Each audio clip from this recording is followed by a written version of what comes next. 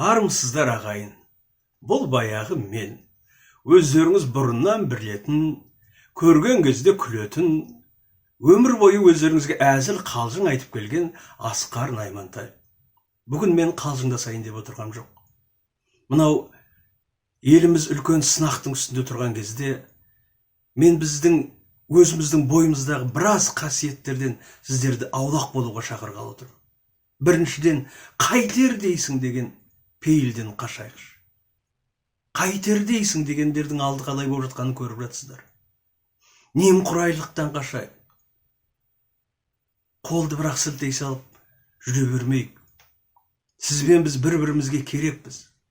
Ертең бір-біріміздің көзімізге күліп қарау үшін де, бір-біріміздің қуанышымызды тойлау үшін де, тіпті бір-бірімізбен жаға жыртысып, дауыс көтеріп, қызыл кеңірдек болып, айқайласып аттандыру үшін де керекпіз.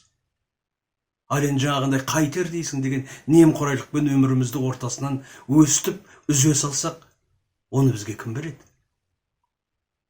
Сондықтан бір-бірімізді құрметтейтін, бір-бірімізді қадірлейтін кез келді. Міне бірнеше күн карантинде үйден шықпай отырмыз. Айтқанға бағынайық, тәртіпті болайық. Қамалған сайын, үйде оңаша қалған сайын, бір-бірімізді сағына бастадық.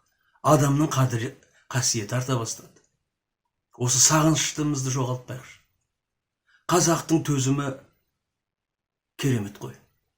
Әлемдегі 8-ші керемет дер едім мен. Қазақтың үміті де солай. Сондықтан сол төзім мен үмітімізді сақтайық. Не көрмеген қазақпыз.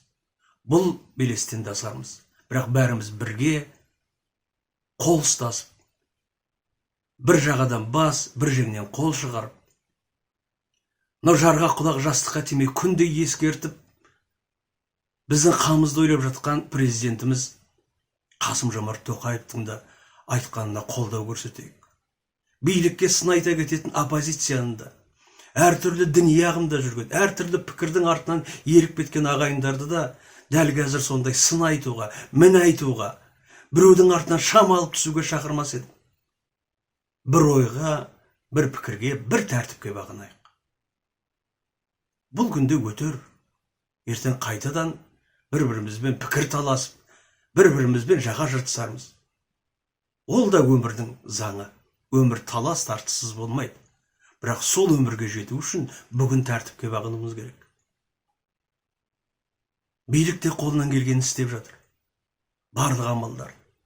Мінеки көше-көшені дезинфекция жасап, подъездерге барып, дәрілеп, қаншама адам тәуекелге бел буып, оларға ауру жұқпайды дейсіздер ме? Оларға да жұғады. Дәрігерлеріміз ұйқы көрмей күндіз-түні отыр. Әлеуметтік жерлерден олардың шаршағанын, көздерінің, бет-ауыздарының ісіп кеткенін көріп жатсыздар. Ұстаздарыңыз да ұйқы көрмей балаларыңызға онлайн сабақ беріп, тынымсыз тірлік жасап жатыр. Сол еңбектің бәрін аялайық, бағалайық, құрметтейік бір-бірімізді. Мінеки Мәдениет министрлігі мен Қазақтелеком жақсы жоба жасап, үйде отырған сіздердің бір уақыт болса да көңілдеріңіз басқаға аусын деп, жұлдыздар карантинде деген жобамен концертте беріп жатыр. Үлкен театрлар спектакльдерін онлайн көрсетіп жатыр. Міне менің өзімде жастар арнасынан масқара шоу деген әзіл бағдарлама аштым. Маған дәл қазір жарнама керек емес. Бірақ сол арнаның басшылары, сіз бізге дәл осы уақытта керексіз деді. Күлкімен алдайық дегендігіміз емес. Бір уақыт балаларыңызға ермек болсын. Өздеріңіздің ойларыңыз бөлінсін. Кітап оқуға, бір-біріңізбен шүйіркелесуге уақыт табыңыздар. Жақыныңызды сағынуға уақыт табыңыздар. Күнделікті күйкі-тіршілікпен сағынышты да ұмытып кеткен адамдарымыз ғой біз. Сондықтан ағайын, жаңағы мен айтқан жаман ой, жаман пікірдің бәрін сылып тастап, дәл қазір ауыз бірлікте болайық, бірге болайық. Ертең қайтадан күліп ойнап бет көрісу үшін, ертең қайтадан қалжыңдасып амандасу үшін, ертең қайтадан пікір таластыру үшін де бір-бірімізге керек екенімізді ұмытпайық. Амандықта, саулықта Осы үлкен sınaқты бірге өткізейік. Біз біргеміз.